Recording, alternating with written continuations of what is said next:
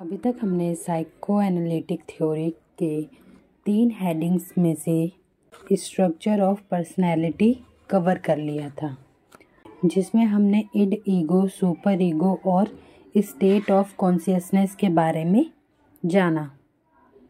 इस वीडियो में हम बाकी के 2 हेडिंग्स जो है डायनेमिक्स ऑफ पर्सनैलिटी और डेवलपमेंट ऑफ पर्सनैलिटी, इन दोनों को कवर करेंगे। Let's start. तो दूसरी हेडिंग है हमारा dynamics of personality. Sigmund Freud के अकॉर्डिंग ह्यूमन लाइफ एक कॉम्प्लेक्स सिस्टम है जो फिजियोलॉजिकल एनर्जी के साथ साथ साइकिक एनर्जी दोनों पर निर्धारित करती है। फिजियोलॉजिकल एनर्जी जैसे दौड़ना, लिखना, सांस लेना, जिसमें हमारी बॉडी मूवमेंट्स होती हैं, और साइकिक एनर्जी जैसे सोचना, महसूस करना और कोई चीज़ याद रखना, जिसमें हम माइंड से काम करते हैं। सिगमंड फ्रॉइड के अनुसार इड इन दोनों एनर्जी का कांटेक्ट पॉइंट होता है। मतलब जब अपने माइंड में साइकिक एनर्जी को सोचता है, मतलब कोई चीज़ सोचता है कि मुझे वो चीज़ चाहिए, तो वो फिजियोलॉजिकल एनर्जी में कन्वर्ट हो जाता है। मतलब किसी बच्चे ने सोचा मुझे ये चीज़ चाहिए, तो फिर वो उठ के जाता है उस चीज़ को लेने, और फिर उसके बाद लेना है या नहीं लेना, ये मतलब ईगो और जो सुपर ईगो का कॉन्सेप्ट होता है वो बाद में आता है।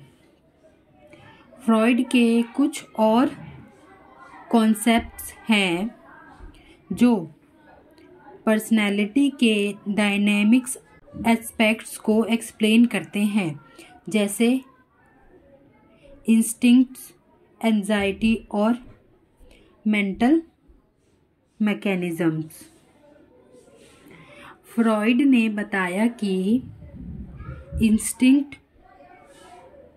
मतलब जो इंस्टिंक्ट है वो सभी बिहेवियर का कारण होता है, और ये 2 टाइप्स के होते हैं।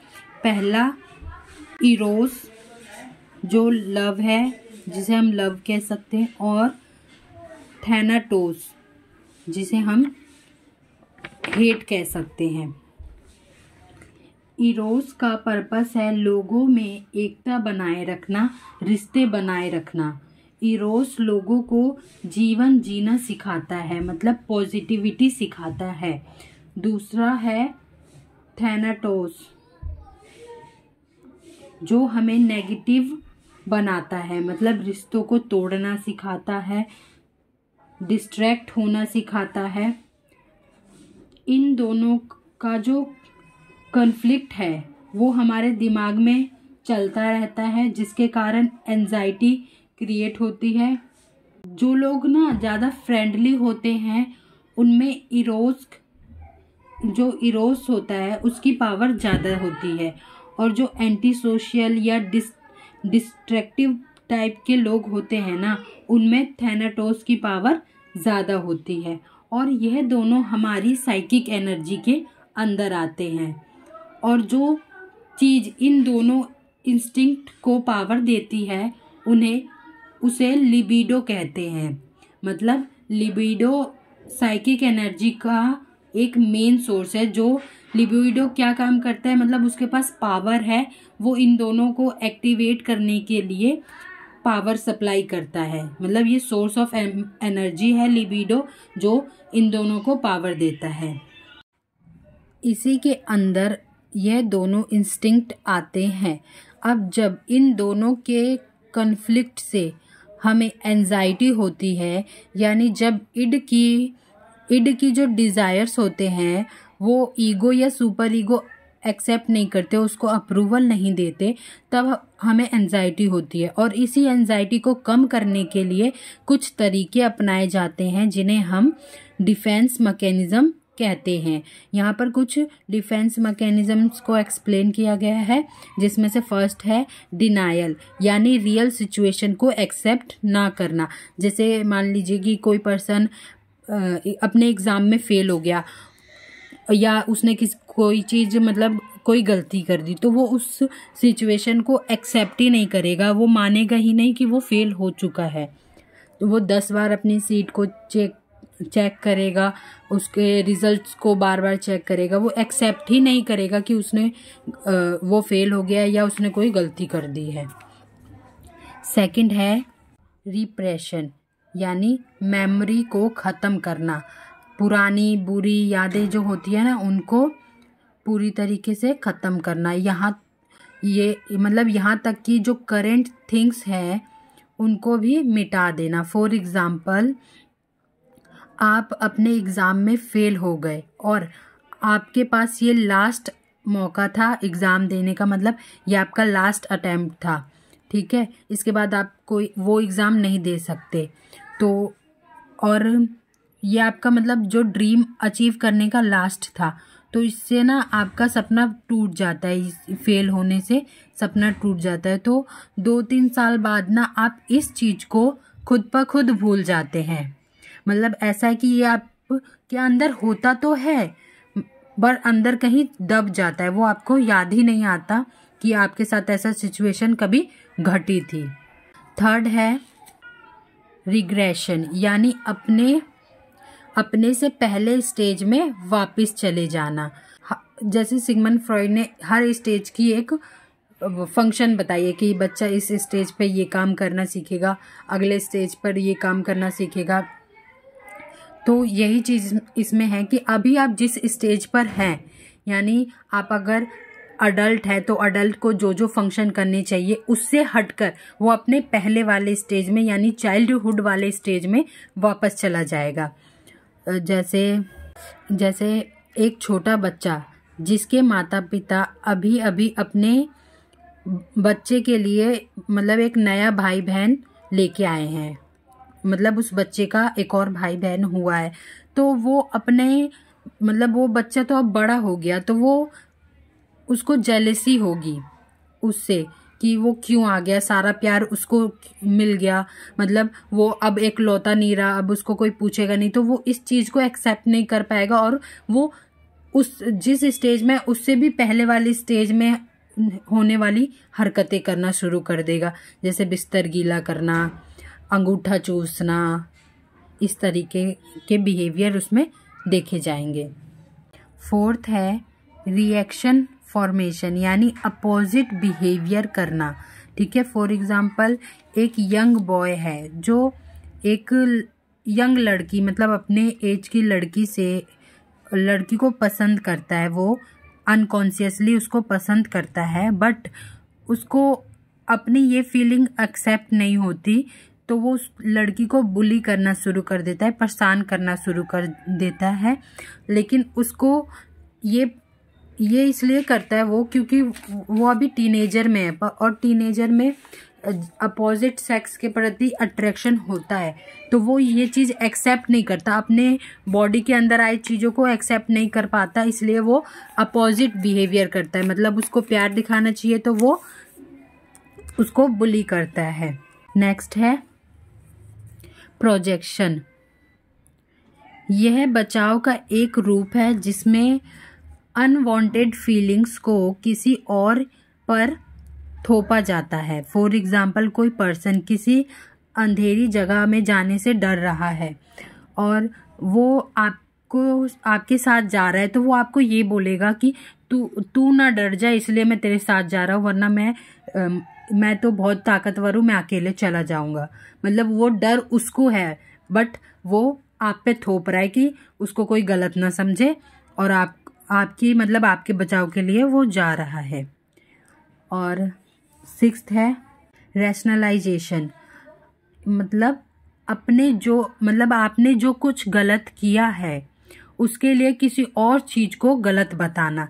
फॉर एग्जाम्पल कि आप फेल हो गए, तो आप इसका कारण ये नहीं बताएंगे कि आपने अच्छे से तैयारी की, बल्कि ये बताएंगे कि पेपर में एग्जाम में क्वेश्चंस गलत आए थे, क्वेश्चंस हार्ड आए थे, वो एग्जामिनर आपसे जलता था या उसको कोई पर्सनली दुश्मनी थी, ये सारी रीजंस बताएंगे आप।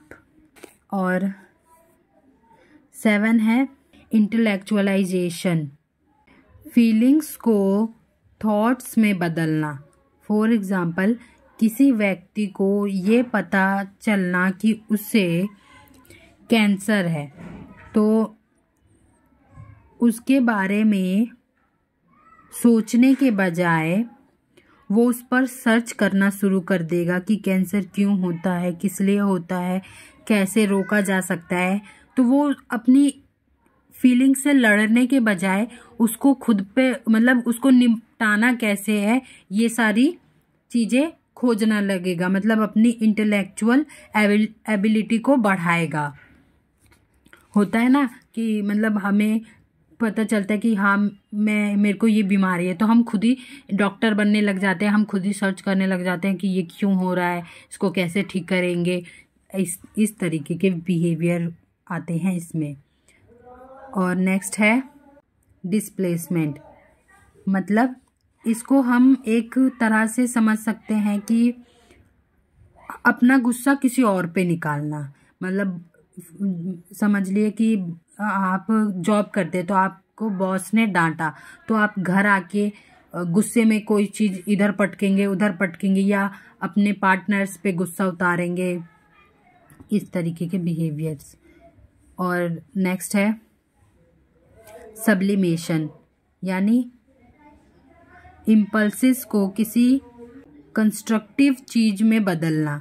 फॉर एग्जाम्पल, जब आपको गुस्सा होते हो, मतलब फॉर एग्जाम्पल जब आप गुस्सा होते हो या हैप्पी हो तो आप ड्राइंग करना पसंद करोगे या गुस्से में कोई चीज़ तोड़ना पसंद करोगे, उससे कुछ क्रिएटिव बनाना पसंद करोगे। इस तरीके का बिहेवियर इसमें देखे जाते हैं। अब हम नेक्स्ट हेडिंग की तरफ बढ़ते हैं, जो है हमारा developmental of personality. Sigmund Freud ने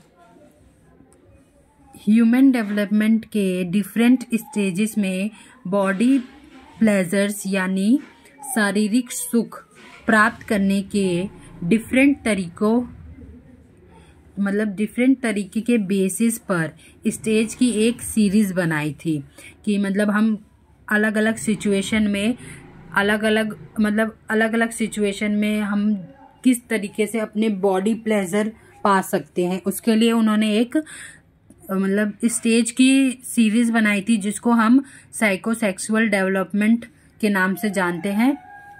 ये थ्योरी ना दूसरी स्टेज थ्योरी की तरह ही है और एक सीक्वेंस में चलती है और सीक्वेंस में चल के कंप्लीट होती है। मतलब फर्स्ट स्टेज क्लियर करोगे तभी नेक्स्ट स्टेज पे जाओगे, और अगर फर्स्ट स्टेज क्लियर नहीं किया तो उसमें जो प्रॉब्लम्स आएगी वो आगे भी आपको होती रहेगी। इस तरीके से इसका रिजल्ट या तो एक हेल्दी पर्सनैलिटी का सक्सेसफुल कंप्लीशन हो सकता है या फेलियर का रिजल्ट हो सकता है, जिससे एक अनहेल्दी पर्सनैलिटी बन सकती है।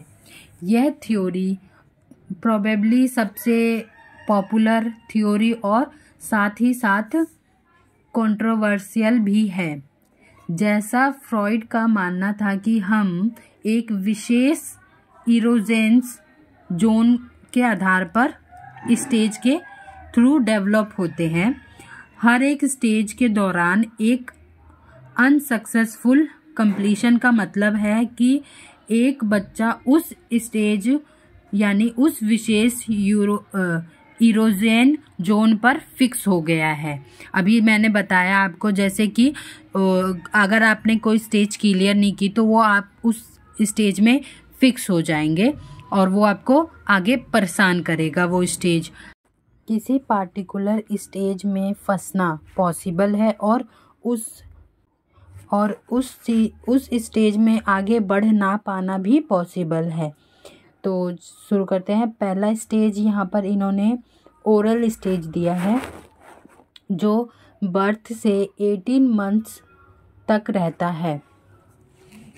जो न्यूबॉर्न बेबीज होते हैं शुरू में वे सकिंग या ड्रिंकिंग करते हैं, मतलब चूसना और पीने तक ही सीमित होते हैं, इसलिए उनकी सेक्सुअल इंस्टिंक्ट्स जो होती है वो मुंह तक सीमित रहती है। मतलब वो जो सकिंग या ड्रिंकिंग करते हैं वो मुंह से ही करते हैं, और जो उनकी बॉडी प्लेजर होती है वो मुंह से ही पूरी होती है।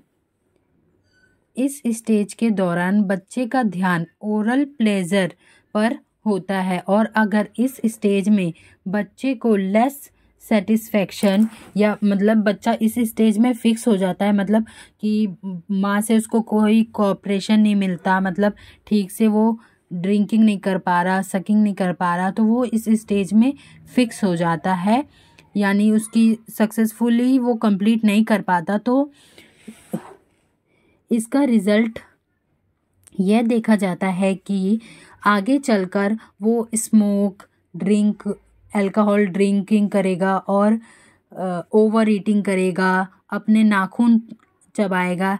ऐसी हैबिट्स उस बच्चे में आगे चलकर देखी जाती है। और पर्सनैलिटी के नज़रिए से देखें तो ऐसे लोग दूसरों पर ज़्यादा निर्भर होते हैं, दूसरों पर डिपेंड होते हैं और भोले भाले से होते हैं। सेकंड स्टेज है एनल स्टेज, जो 18 मंथ से 3 ईयर तक होते हैं। एनल स्टेज जो टॉडलर्स में होता है, इसको 2 सब स्टेज में डिवाइड किया गया है। पहला एक्सपेलिंग स्टेज या एक्सपेलिंग पीरियड, जिसमें बच्चे टॉयलेट करने में प्लेजर महसूस करते हैं, और दूसरा है रिटेंटिव पीरियड, जिसमें बच्चे को टॉयलेट रोकने से प्लेजर मिलता है। हम इसे टॉयलेट ट्रेनिंग स्टेज भी बोल सकते हैं, क्योंकि इसमें बच्चों को टॉयलेट की ट्रेनिंग दी जाती है, और इस स्टेज में बच्चे को टॉयलेट रोकना या करने से प्लेजर मिलता है, और सोसाइटी के प्रेशर के कारण बच्चे को टॉयलेट रोकना भी इसमें सिखाया जाता है।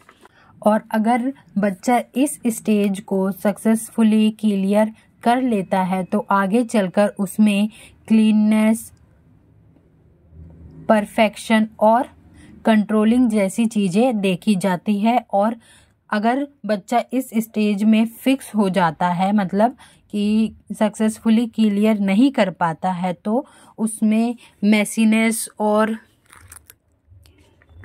डिसऑर्गेनाइज्ड बिहेवियर देखे जाते हैं। अगला स्टेज है, थर्ड स्टेज है फैलिक स्टेज, जो एज 3 से 6 तक रहता है, और यह फ्रॉइड के मॉडल का एक सिग्निफिकेंट स्टेज माना जाता है, और जो प्लेजर का फोकस है वो जेनाइटल पर होता है, और इस स्टेज में बच्चे जेंडर डिफरेंस भी सीख जाते हैं। फ्रॉइड ने इस स्टेज में 2 टर्म्स बताए हैं। पहला ऑडिपस कॉम्प्लेक्स, जिसमें जो बेबी बॉय होता है वो अपनी माँ के प्रति अनकॉन्शियसली सेक्सुअल डिजायर्स डेवलप करता है और अपने फादर को अपना कॉम्पिटिटर मानता है। और दूसरा टर्म है इलेक्ट्रा कॉम्प्लेक्स, जो इसके ठीक अपोजिट है, यानी जो बेबी गर्ल है वो अपने मदर को अपना कॉम्पिटिटर मानती है और अपने फादर के प्रति अनकॉन्शियसली सेक्सुअल डिजायर डेवलप कर लेती है। फ्रॉइड के अकॉर्डिंग बच्चे अपनी यह फीलिंग इसलिए अंदर दबा लेते हैं या छुपा लेते हैं क्योंकि वो अपने फादर्स को या मदर को एक स्ट्रॉन्ग कॉम्पिटिटर मानते हैं और उनसे लड़ने के बजाय उनके साथ तालमेल ज़्यादा बैठाना पसंद करते हैं, जिससे कि बड़े होकर वो उनमें मतलब जैसे बॉयज़ हैं तो उसमें मस्कुलाइन कैरेक्टरिस्टिक्स डेवलप हो जाती है। और साइको एनालिटिक के अकॉर्डिंग इस स्टेज में फिक्सेशन के कारण बच्चे सेक्सुअल डेविएंसी यानी इस चीज़ में ज़्यादा इन्वॉल्व हो जाते हैं या उस चीज़ को बिल्कुल इग्नोर करना शुरू कर देते हैं।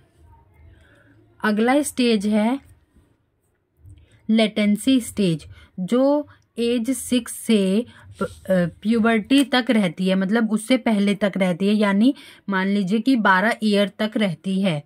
इस स्टेज में लिबिडो डोरमेंसी हो जाता है, मतलब उसकी पावर कम हो जाती है। हमने पीछे पढ़ा था कि जो लिबिडो होता है वो एक एनर्जी सोर्स होता है जो साइकिक एनर्जी को पावर सप्लाई करता है, पावर देता है। तो इस स्टेज में यह कमज़ोर हो जाता है और इस स्टेज में बच्चे उन कामों को करना ज़्यादा पसंद करते हैं जो सोशली एक्सेप्टेबल हो, और इस कारण इस स्टेज में सेक्सुअल अर्जिस दब जाते हैं और बच्चे अपने सेम एज वाले जेंडर यानी सेम जेंडर वाले बच्चों के साथ खेलना, बात करना पसंद करते हैं। अगला स्टेज है जेनेटल स्टेज जो प्यूबर्टी पीरियड से शुरू होती है, मतलब 12 साल के बाद शुरू होती है। इस स्टेज में सेक्सुअल अर्जिस फिर से शुरू हो जाती है और बच्चे अपोजिट सेक्स पेयर्स से अट्रैक्ट होना शुरू हो जाते हैं, और इस स्टेज का प्राइमरी फोकस, जो प्लेजर का प्राइमरी फोकस होता है, वो फिर से जेनेटल्स हो जाता है। यहाँ पर फ्रॉइड की थ्योरी के कुछ एडवांटेज और डिसएडवांटेज दिए गए हैं। आइए एक बार इनको भी देख लें। मेरिट्स यानी एडवांटेज। इस थ्योरी में सबसे पहले तो ये बताया गया है कि ये थ्योरी कंप्लीट पर्सनैलिटी थ्योरी है और ये बिहेवियर को भी एक्सप्लेन करती है, और ये अनकॉन्शियस और अर्ली चाइल्डहुड एक्सपीरियंस पर ज़्यादा जोर देती है। जो हम आज देखते भी हैं कि अडल्ट्स की जो ज़्यादातर पर्सनैलिटी है वो उनके चाइल्डहुड एक्सपीरियंस के कारण होती है, और यहाँ पर ईगो के डिफेंस मैकेनिज्म्स पर भी जोर दिया गया है। मतलब हम आज भी देखते हैं कि जो डिफेंस मैकेनिज्म्स के कुछ पार्ट हमने पढ़े थे वो भी आजकल हम देखते हैं कि वो सच में ऐसा रियलिटी में होता है। और इस थ्योरी की कुछ लिमिटेशंस भी हैं, यानी डीमेरिट्स। लिमिटेशंस को यहाँ पर इन्होंने 3 जर्नल कैटेगरीज में डिवाइड कर दिया है, और इसकी लिमिटेशंस हैं कि जो कुछ क्रिटिसाइजर थे उन्होंने फ्रॉइड के थ्योरी में एविडेंस की कमी मानी थी, और कुछ ने कहा था कि साइको एनालिटिक थ्योरी कोई साइंस नहीं है और इसमें कोई साइंटिफिक प्रूफ भी नहीं है, इसमें साइंटिफिक प्रूफ की कमी है, और थ्योरी बनाते समय इन्वायरमेंट को नज़रअंदाज कर दिया गया था, और थ्योरी में ज़्यादा सेक्सुअल ड्राइव्स पर ज़्यादा फोकस किया गया है। ये सब बातें उनके आलोचक ने, यानी उनके जो अपोजिट थे, उन्होंने कही थी।